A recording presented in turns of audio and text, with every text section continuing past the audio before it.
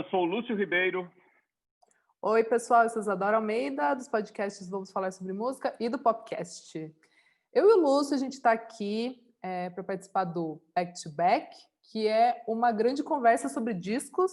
Vai ser algo como uma discotecagem de conversa, né, Lúcio? Exatamente.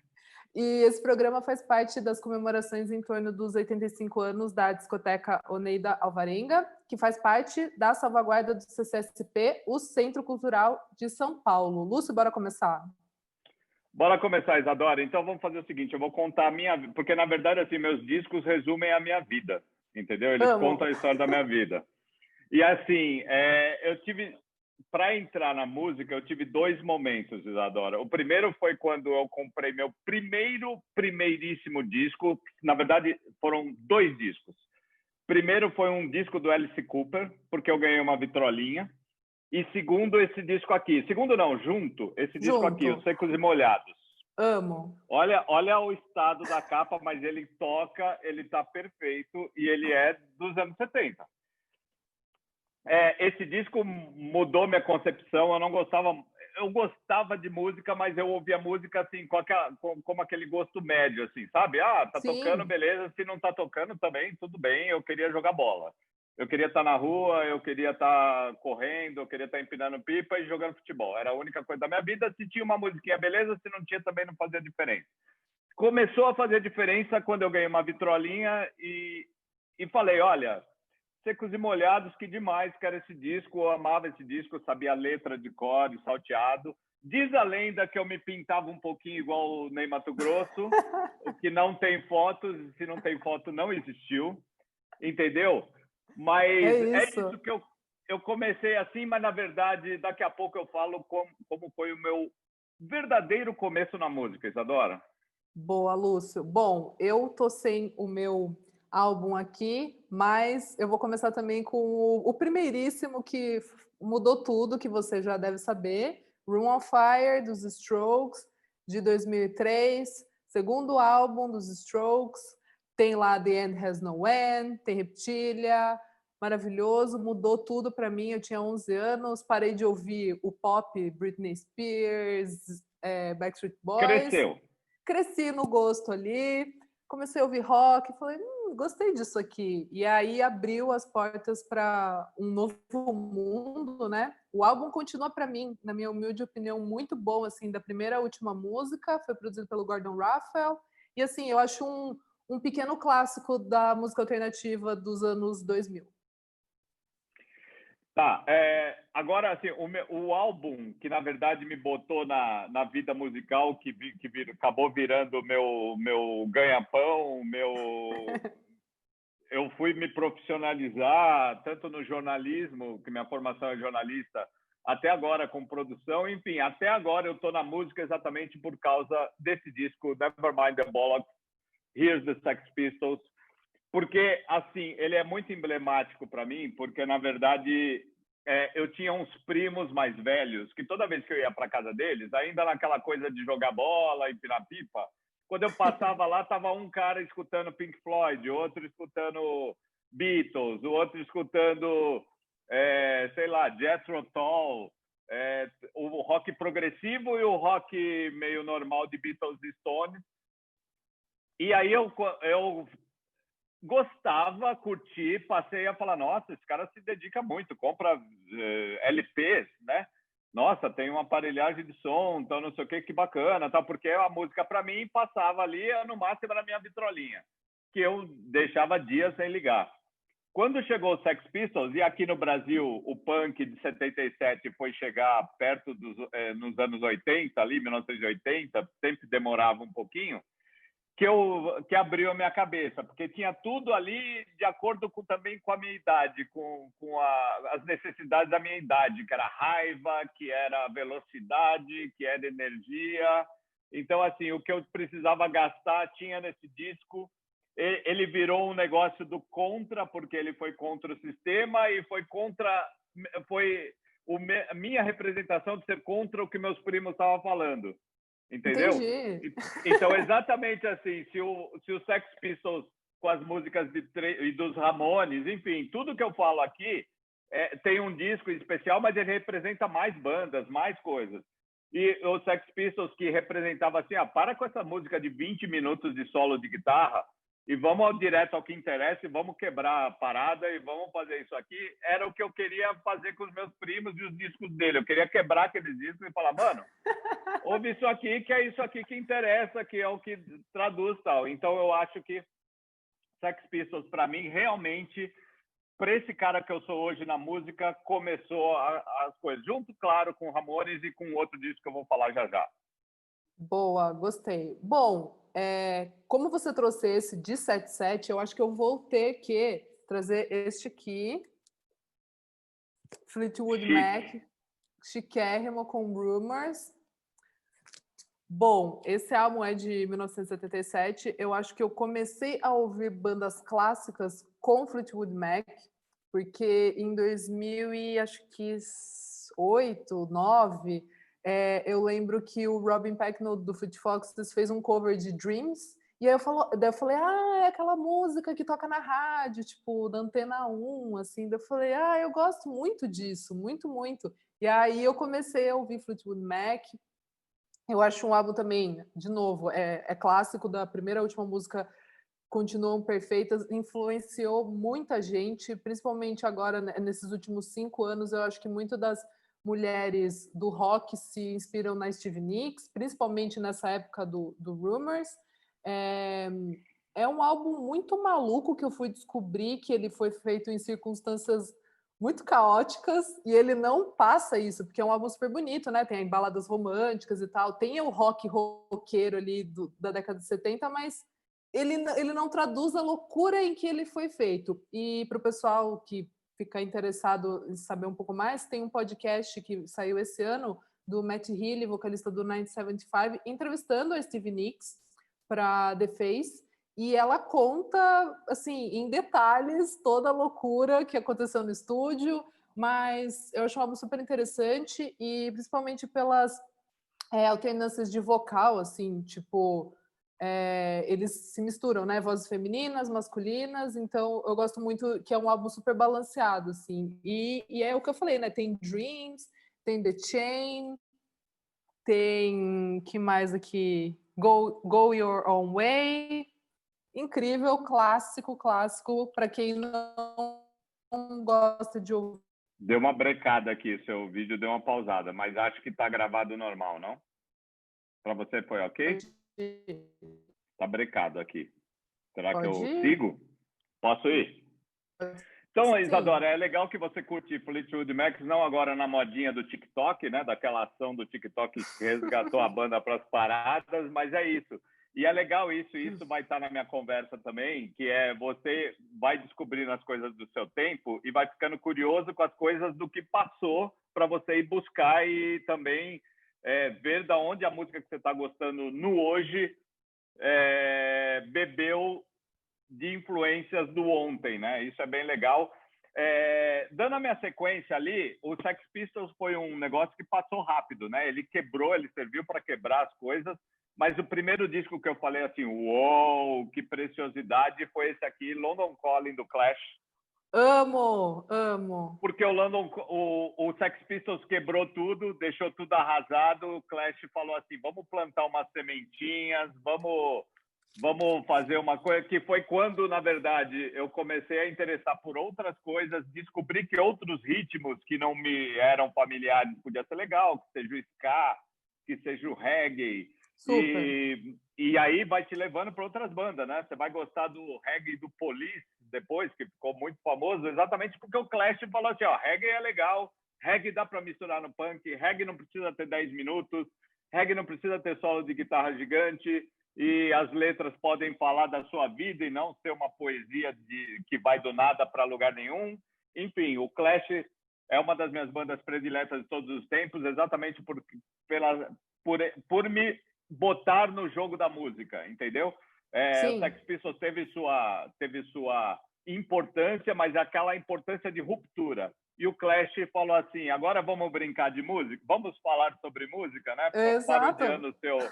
Parodiando o seu podcast, Isadora.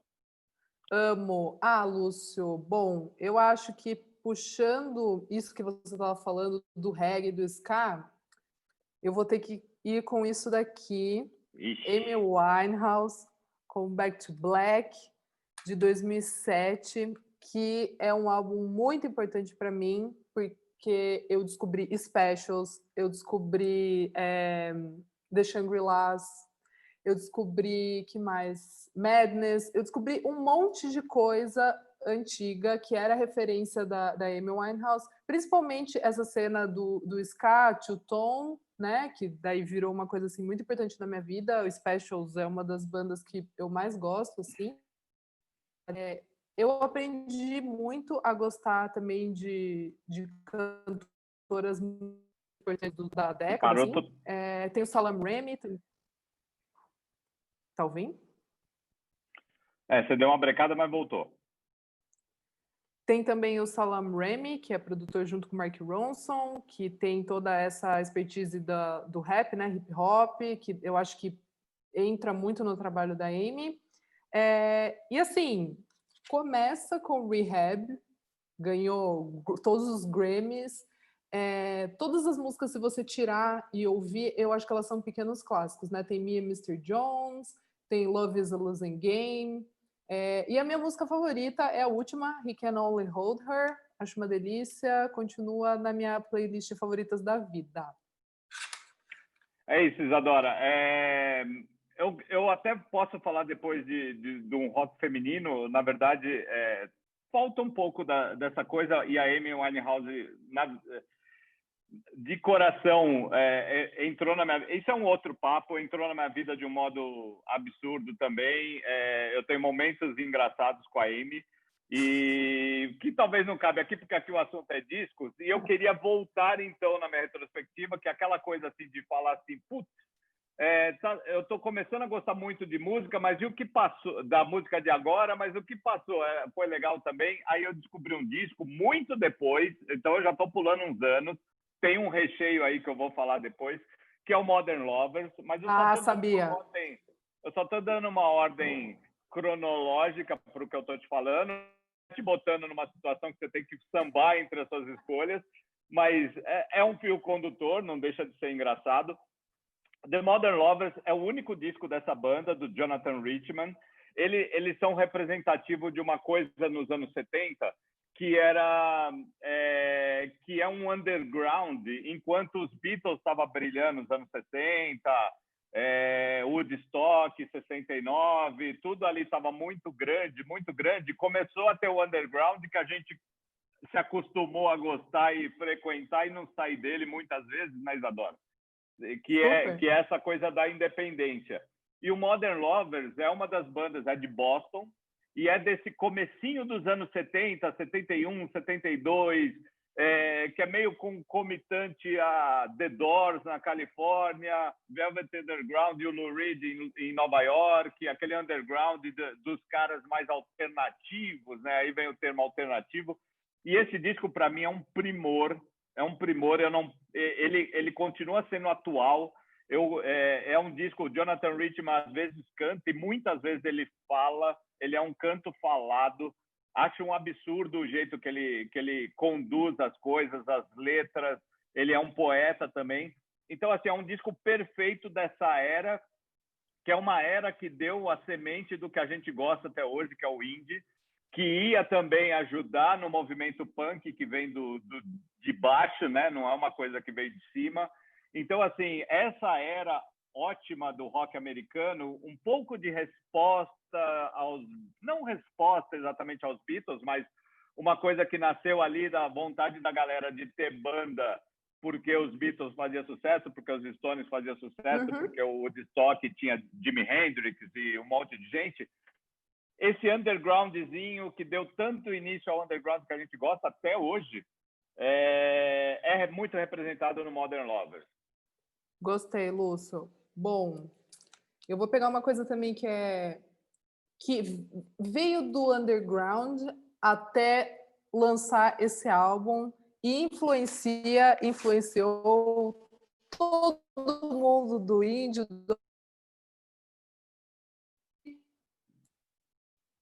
Jeff Buckley com Grace. Acho que tem que ter, né, Lúcio? Esse é o disco clássico, aquele que está permitido você enquadrar e botar na parede, né? Exatamente. Compra Perfeito. dois, um para ouvir, um para enquadrar. Exatamente. Bom, é de 94, né? É o primeiro e último álbum do Jeff Buckley, né? Que logo, pouco depois ele vem a falecer. Eu escolhi esse álbum porque ele mistura rock alternativo, folk, tem aquela aura romântica e uma coisa meio etérea, que é meio suspenso no tempo, assim, né? Meio atemporal, que eu acho incrível. E a voz dele, meu Deus, é maravilhosa. E toda vez que eu começo a ouvir Jeff Buckley, eu entro num vortex e aí eu começo a pesquisar, vou atrás de documentários e aí eu vejo que ele tentava colocar na voz dele, tipo, vozes, tipo, não imitar, né, mas tentar trazer alguns elementos, por exemplo, da Nina Simone na voz dele, sabe assim? Tipo, é muito louco você pensar que não tem nada a ver, mas tem tudo a ver. Sim. E esse álbum é isso, ele continua muito clássico. Eu acho que ele sempre é redescoberto por artistas jovens, assim, mas ao mesmo tempo influenciou, sei lá, Radiohead, sabe? Sim, eu acho muito incrível. Eu gosto muito de faixas de abertura. Quando a faixa de abertura é muito boa, para mim significa que o álbum vai ser bom, sabe? Assim, tipo, ela já começa deslanchando.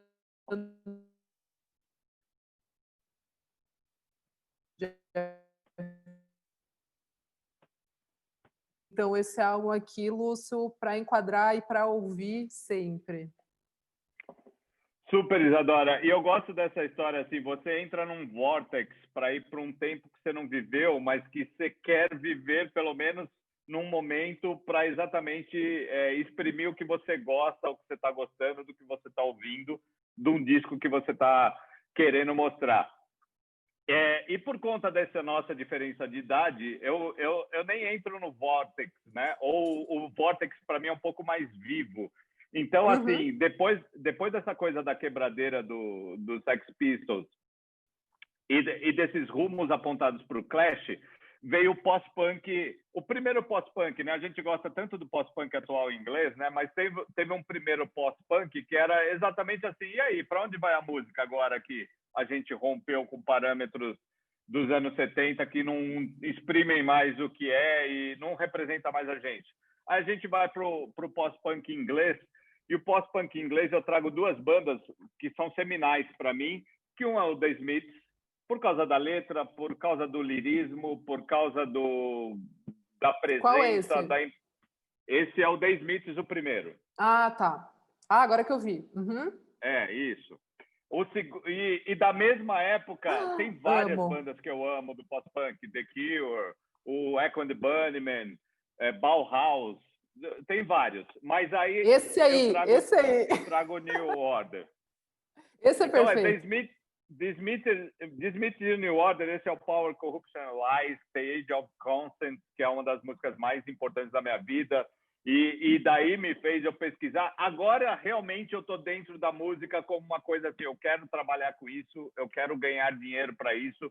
Já estava numa idade de eu trabalhar e comprar os meus disquinhos sem precisar falar para o meu pai e me dar o disco do Clash, entendeu? Então, eu Sim, já sim. trabalhava, eu já ia buscar.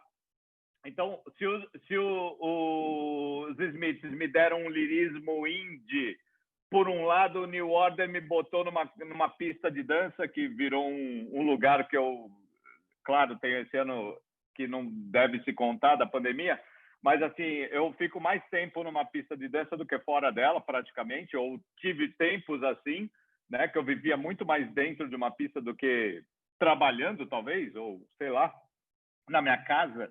E me botou também num caminho pop e de eletrônico. Então, o New Order consegue ser independente, consegue trazer coisas eletrônicas que me despertariam vontades e gostos eletrônicos para muito tempo depois. E ainda essa coisa pop de tocar no rádio, de vender muito disco, que antigamente eu falava, se vende muito é porque não é bom, porque o povo... Mas o gosto médio do povo não é legal. Assim, mas o New Order bagunçou com isso. É uma banda que me trouxe um monte de coisa, além das maravilhas que são os discos e as músicas em si deles. Isadora. Boa. Lúcia, as minhas escolhas estão meio assim de momento, tá? Eu vou pegando Sim. e eu vou falando aqui. Esse é o nosso back-to-back. A gente tem que deixar a pista cheia, Isadora. Bom, como você tocou no assunto, no tópico, música eletrônica, pista, daí eu falei, eu ia falar mas agora eu vou ter que misturar aqui a minha ordem. Eu vou trazer LCD Sound System. Lúcio. Aqui, esse é o American Dream, é de 2017. É o quarto álbum do LCD Sound System. E eu trago aqui porque eu acho muito curioso quando uma banda faz a pausa, né? A gente vai pausar, vamos entrar em hiato, o que vai acontecer? E aí todo mundo fica tipo, não, por favor, não. Os fãs clamam pela volta.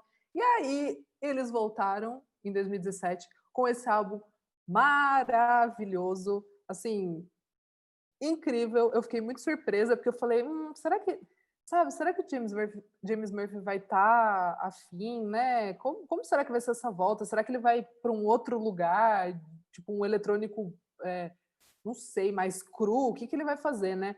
E, assim, na minha humilde opinião, um dos melhores trabalhos, o American Dream, eu acho perfeito.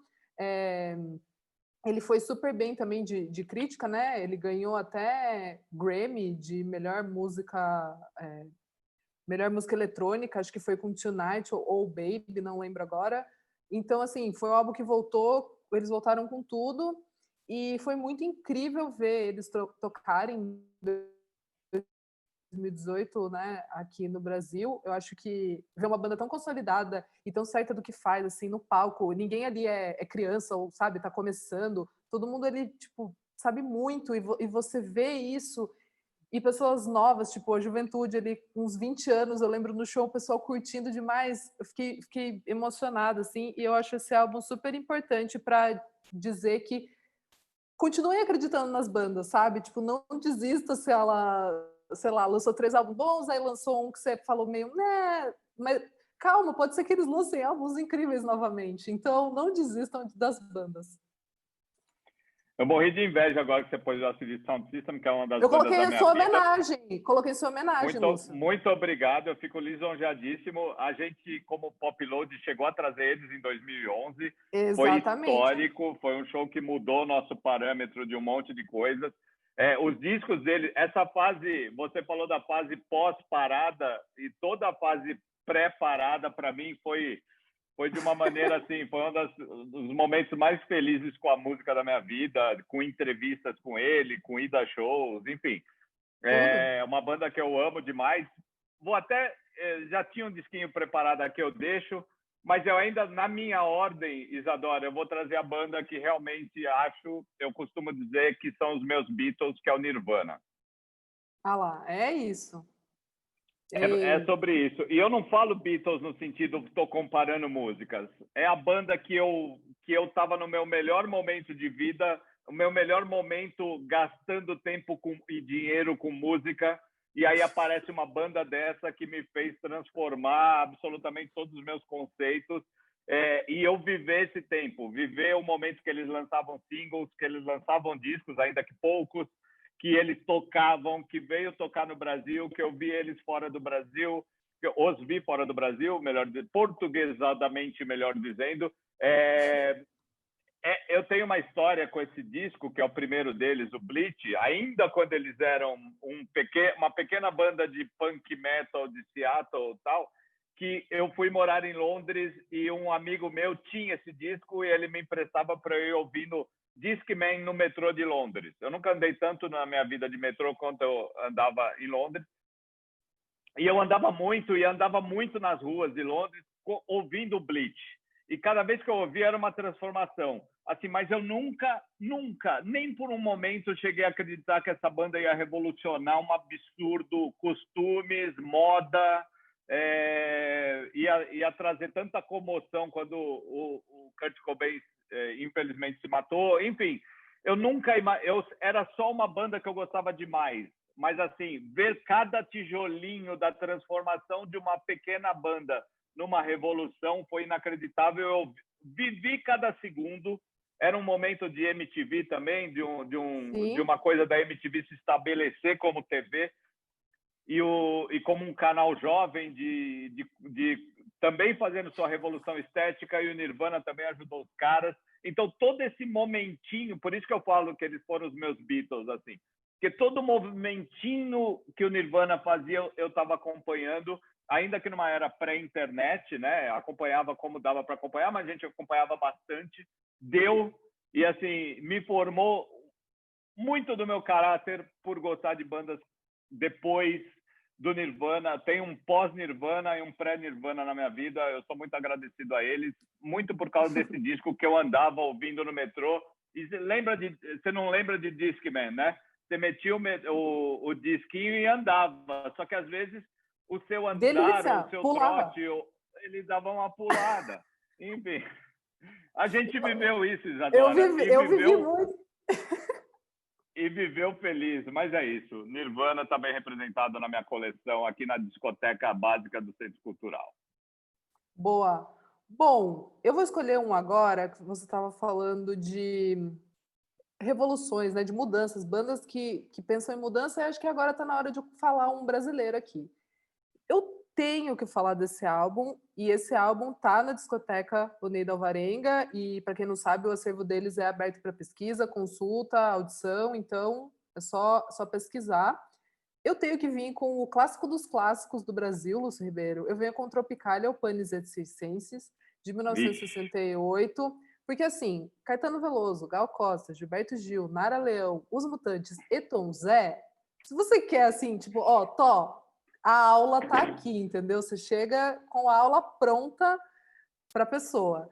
É incrível, né? A capa já dá toda a missão ali, já mostra que é uma coisa revolucionária para a época, já mostra que tem uma estética diferente, mostra letras que são pensadas com um motivo, né?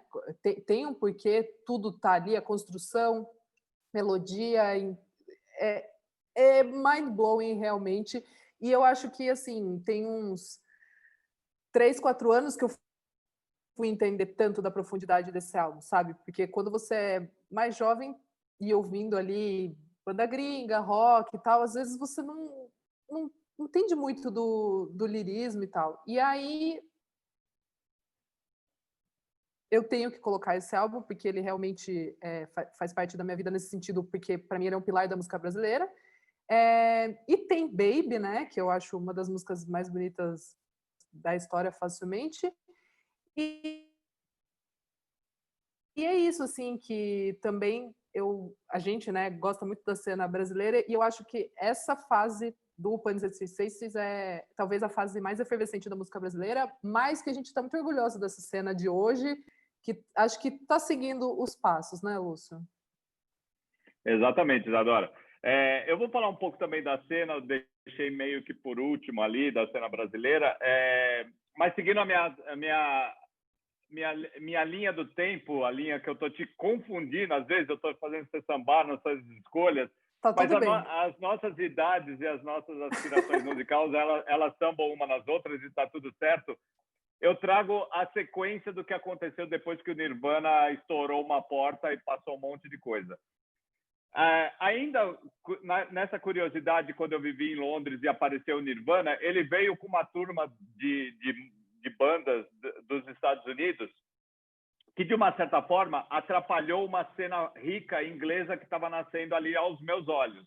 Eu gostava de um monte de banda inglesa que, assim, eles ficaram muito pequenos quando chegou Nirvana, Sonic Youth, Dinosaur Jr., principalmente Pixies, Mudhoney, toda a galera do grunge, todo o conceito, todas as roupas, camisa de flanela, isso matou uma cena legal que estava tendo em Londres.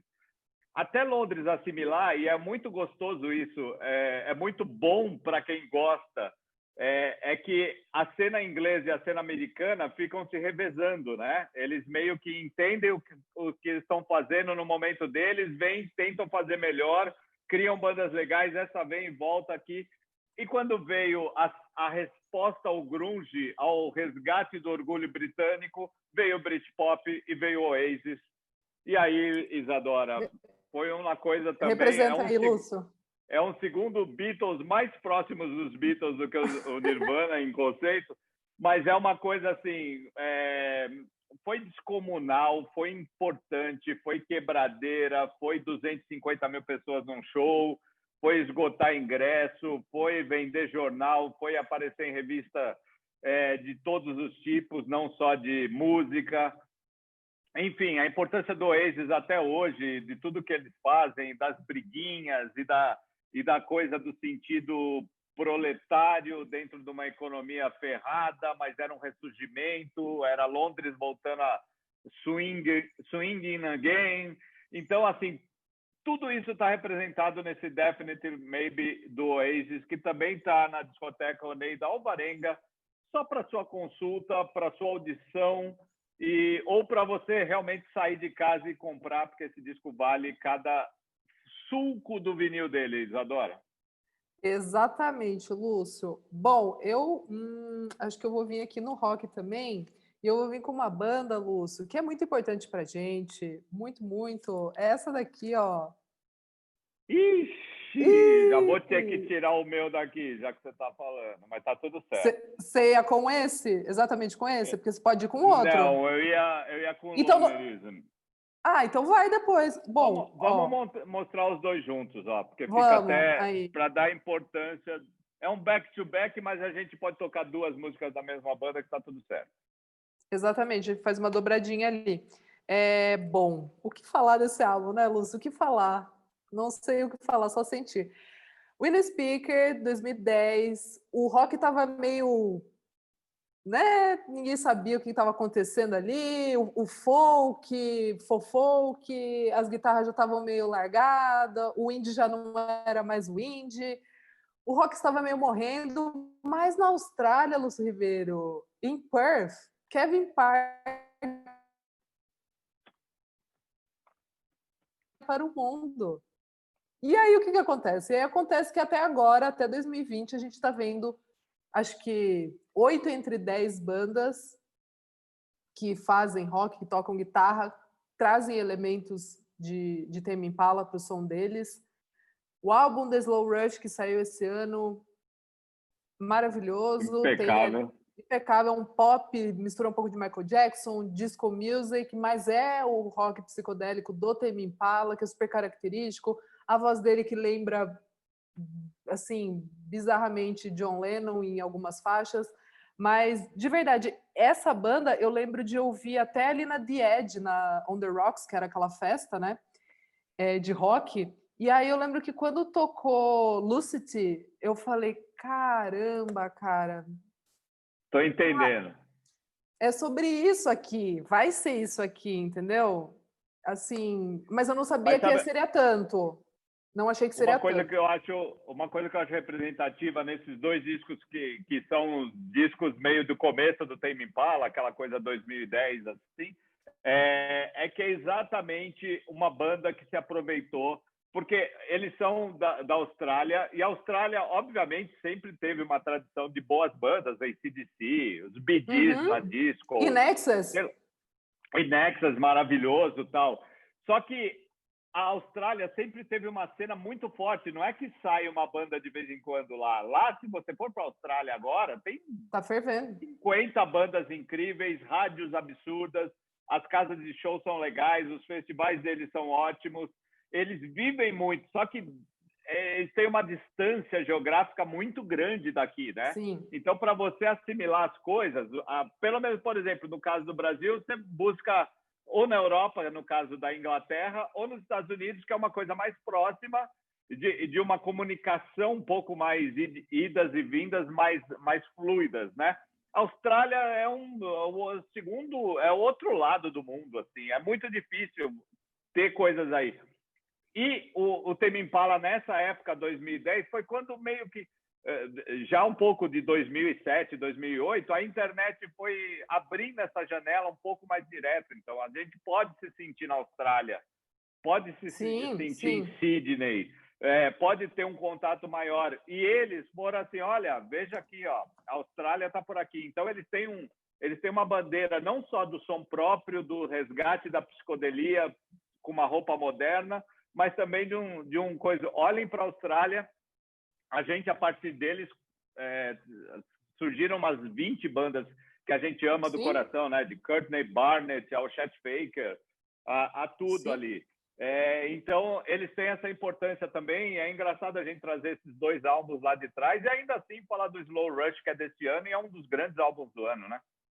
Eu acho também, Lúcio, concordo muito, assim, trouxe, mostrou que o rock também estava em outro lugar, né? Principalmente na Austrália. Se não tiver esse disco na Onei da Alvarenga, eu quero doar, porque realmente eu acho que, é necessário. Que merece a consulta e merece como um objeto histórico, assim, de estudo, né, Isadora? Dos tempos que a gente vive. Exato. Bom, quem vai agora, então? Eu posso ir, eu quero falar exatamente de uma cena que eu acho que me aproximou de você, por exemplo, a gente é amigo e percorre os mesmos caminhos musicais, e que você já falou, que foi o disco que meio que te botou no jogo da música, que é o dos Strokes, mas os Strokes ali naquela revolução 2000, 2001, 2002, da onde também faz parte o LCD Sound System, um monte de bandas de Nova York, mas também um monte de bandas legais, tanto começou a abrir umas cenas, né? Tipo, não só na Inglaterra, como a cena sueca, a cena francesa, a cena de todos os lugares. Era a dobradinha que deu um sangue novo pro rock, que era Strokes e White Stripes. White Stripes, para mim, é inacreditável no fato de eles usarem vermelho, preto e branco. Não sou Flamengo, não sou São Paulo. Mas eles tinham essa coisa das cores maravilhosas. Ele era uma banda que a baterista era quase como eu toco bateria, ou seja, nada, mas ela tinha um charme, combinava com as músicas de uma maneira absurda. Sim. O cara é um dos maiores guitarristas do mundo até hoje. Então, o White Stripes acabou de lançar a primeira coletânea da vida deles, agora pós-mortem, né? Eles não existem mais desde, sei lá, 2012, 11, sei lá. Faz muito tempo que eles não existem, mas eles continuam existindo de uma certa forma no rock atual, no rock de galera. Era uma banda que, junto com os Strokes, cada um na sua cidade, deu um molho que faltava, assim, de fazer as pessoas quererem sair de casa para ir para uma pista de dança, para ir para uma loja de disco, comprar disco, ouvir rádio, que é uma coisa que a gente gosta muito. A gente é um pouco assim, legal o streaming, mas rádio é importante. Ouçam rádio. E ouçam White Stripes também, porque White Stripes, para tocar no rádio, quando toca no rádio, é de você querer sair e abraçar as pessoas. Eu sei que não pode abraçar agora, Isadora, mas uma hora vai dar. E o White Stripes movimenta essa cena que a gente gosta tanto. Exato. Ó, Lúcio, eu vou para essa época aí, vamos dizer assim, mas eu venho para o Brasil. Eu vou para 2003, Los Hermanos com Ventura. Aê! Terceiro álbum dos Los Hermanos, assim, é minha banda favorita brasileira, e foi o primeiro álbum deles que eu realmente estava ali ouvindo, muito por causa dos Strokes, Run of Fire 2003 também, e era meio que o equivalente, do rock ali, as guitarras aqui acontecendo no Brasil. Eles até depois, né, o Fabrício Moretti faz um projeto com o Rodrigo Amarante, Little Joy, né? Então, realmente tem essa conexão mesmo. E ano passado, que eu fui no show, que foi no estádio, eu já tinha visto eles algumas vezes, e aí eu fiquei em choque em lembrar o quanto o Los Hermanos é importante para mim, o quanto é culpa deles eu me apaixonar por letras, sabe assim, de você parar para pegar e falar, não, deixa eu ver a letra direitinho e acompanhando a letra, falar, nossa, cara, o que significa isso? Porque o Camelo e o Amarante escrevem palavras ali que você fala, gente, o que significa isso? Aí você vai Quero usar no dia a dia, né? Exatamente. Eu falo, o que significa isso? Não, deixa eu aprender, porque vai ficar bonito se eu falar isso em alguma conversa. E assim, agitou muito, né, o Brasil e essa coisa do independente, no sentido de que o primeiro álbum foi um sucesso, Ana Júlia, hit, mainstream, George Harrison regravou essa música, tá, agora eles precisam continuar nessa subida, e eles falam, não, A gente não vai fazer isso, a gente vai lançar o bloco do Eu Sozinho. Se vocês quiserem, vocês vêm com a gente, se vocês não quiserem, não venham. Gravadora, sabe assim? Compraram essa briga e é o que faz. Foi aquele momento assim definitivo de fazer a banda entrar para a história, né? Tipo, da música brasileira, porque para mim, o Los Hermanos é a última grande banda, não artista, banda brasileira. E para mim a prova foi essa última turnê deles, que foi em estádios, lotou estádio. Eu nunca tinha visto uma banda brasileira tocar em estádio. E assim, foi maravilhoso, continua sendo significativo, as letras e as músicas envelheceram super bem, a produção do Cassim impecável. Então, Los Hermanos tem que ter na minha discoteca básica, Lúcio. É isso. Uma coisa que tem que ter na minha discoteca básica ainda é sobre o rock brasileiro, ainda é sobre um efeito de Los Hermanos, porque o Los Hermanos também ajudou a cena nacional a estar estabelecida do jeito que está agora, né? Até porque o Camelo participava de festivais indies, e hoje em dia a gente tem muito festival indie, seja com Los Hermanos, seja sozinho. Mas a gente gosta da cena, ver o volume do que está sendo feito hoje dentro do underground brasileiro. O underground com todas as variações possíveis, seja nova MPB, seja eletrônica dentro do coisa, seja o hip hop. E eu não posso deixar de falar do Racionais MCs, que acho que talvez é o disco em português, que é o disco da minha vida. Eu não tenho vinil para mostrar aqui, mas eu tenho CD e os meus CDs estão bagunçados, eu não consegui achar rapidamente para mostrar aqui, mas é um disco completamente vital no meio, junto com aqueles dos Secos e Molhados que eu te mostrei lá. É um disco transformador, e o hip hop nacional, que vai de Emicida até a passagem rápida do Sabotagem para nossa cena, bebe muito no que fez o Sobrevivendo no Inferno. Em um certo momento do hip hop, Criolo, que todo mundo bebe, e o hip hop nacional hoje ainda é legal, e ainda já está mais misturado, mas ainda é legal. O Mano Brown está aí, o KLJ está aí fazendo coisas. O Blue, está todo mundo fazendo coisa. Esse disco tem que ter em qualquer lugar, você tem que assimilar o que está naquele disco, de ruptura também, mas vindo para tudo que seja Racionais, seja toda essa nova MPB, seja o Los Hermanos fez, é Aldo The Band. O Aldo é uma banda, esse disco aqui, que chama... como é que é? Slove, né? Eu tava pensando no Aldo Slove, mas ele chama Slove, na verdade. Esse disco, ele trouxe tudo o que era mais legal do que a gente estava ouvindo lá fora com as coisas aqui do Brasil também. É um disco feito em cima de um personagem que é o tio dos caras, dos irmãos Faria, que são os caras que lideram o Aldo. E é o tio que é o representante de ter botado música na vida dos caras, assim. É o tio que pegava na mão e falava assim: ouve isso aqui, vamos andar na Rua Augusta para você ver o movimento ali, que é meio... que você vai entender por quê. Enfim, tudo isso está embutido nesse disco. É um disco assim que ele tem um alcance limitado. É uma pena. O Aldo continuou muito e continua até hoje com discos até melhores que esse, mas esse é muito representativo de um gosto de banda nacional que a gente está ouvindo hoje. Ele é urbano, ele é gringo no que dá para ser gringo, de influências, de referências. Ele é certeiro, é uma música melhor que a outra, as letras também são legais pra cacete. Ele é referencial e ele tem uma história. E se a história da música nacional está sendo contada agora, da cena, né, Isadora, que a gente costuma chamar, está sendo vista agora, assim, muito também, podem não perceber, mas muito tem desse disco do Aldo que eu trago aqui para ter em qualquer discoteca também. Boa. Bom, eu vou pegar o Aldo, que sempre é um show divertido e tem aquela coisa da festa ali. Tem um pouco de zoeira ali, que é isso, né? O personagem, o tio e tal. E aí eu vou trazer quem? Eu vou trazer Beast Boys. Aê! Eu vou trazer Beast Boys com Solid Gold Hits, que é uma coletânea. Desculpa, gente, eu roubei aqui. Trouxe uma coletânea. Não sei se vale, acho que vale, né? Coletânea é disco. Disco cabe em discoteca.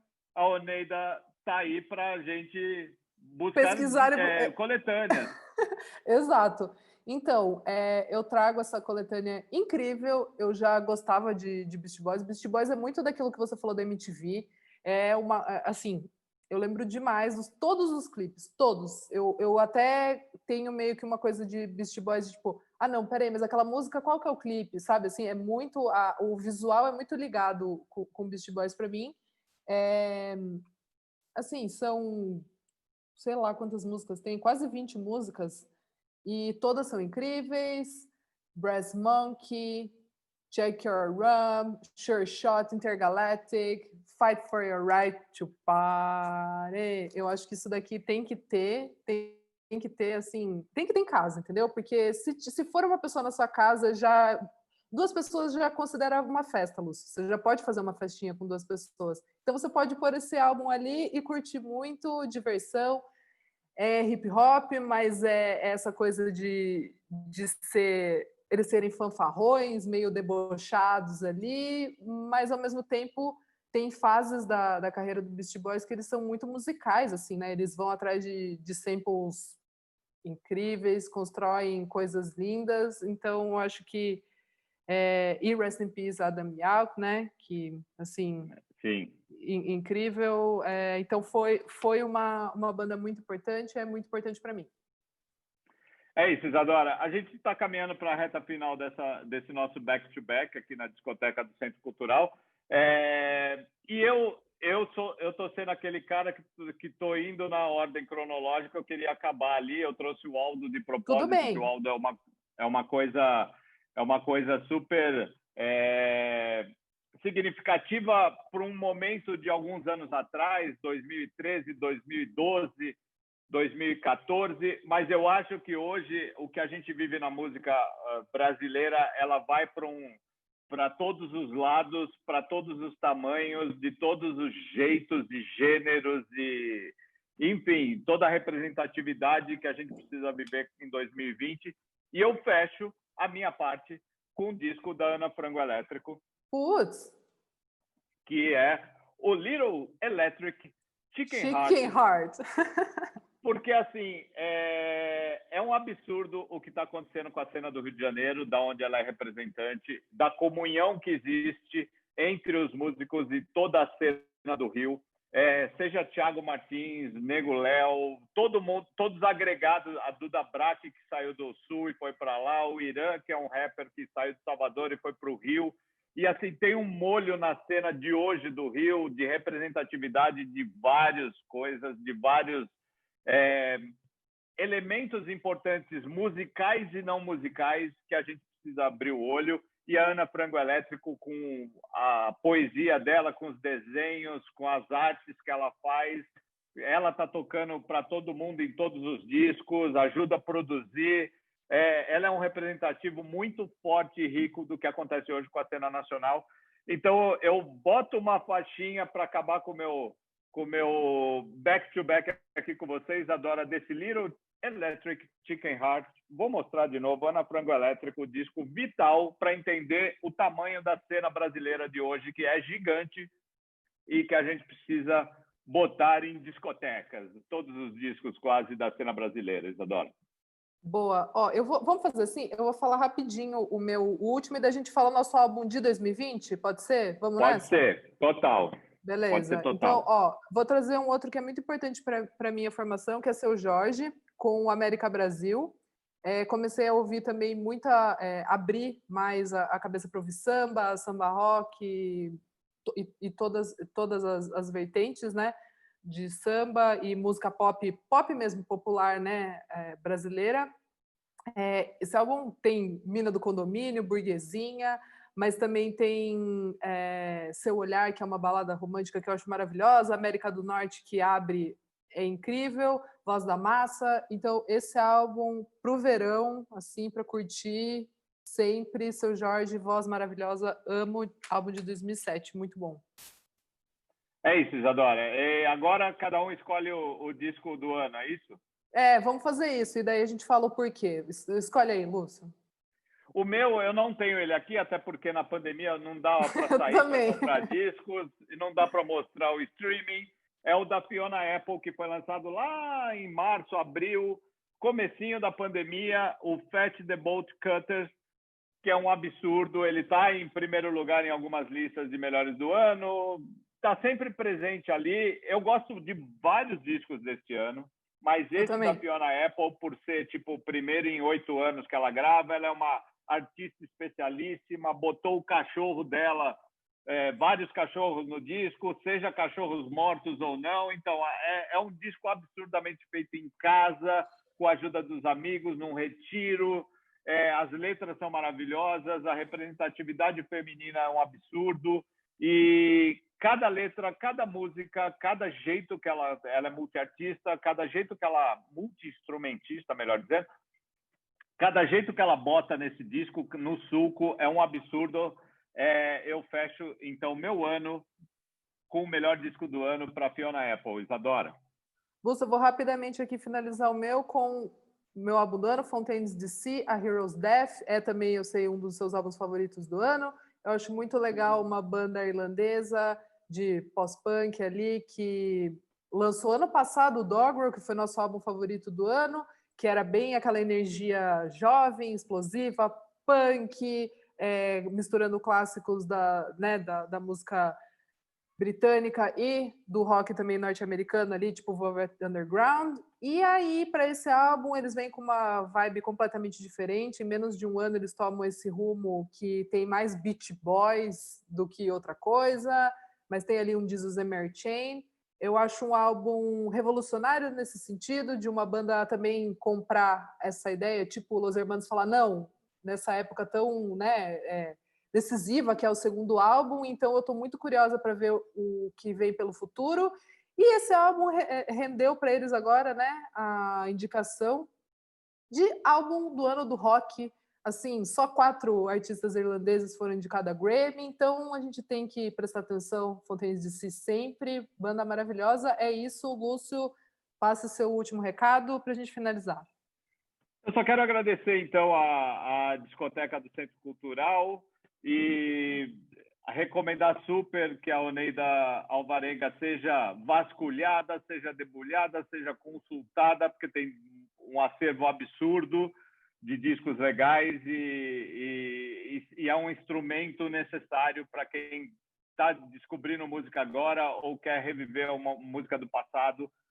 E tem um lugar desse, pelo menos em São Paulo, né, para você ir e vasculhar, ou seja online, seja presencial. É muito rico, muito importante para uma cidade e para todo o senso de desenvolvimento cultural de uma cidade.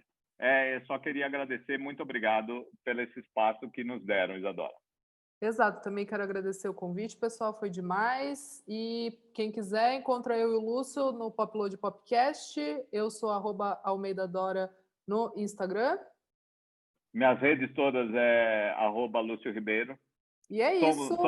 Somos da Popload, tem uma Popload Music, como também um lugar que te leva à música, né, Isadora? Exatamente. Que no fim de tudo é o que a gente está fazendo aqui, né? Exatamente, falando sobre música, é isso. Um beijo, pessoal. Valeu!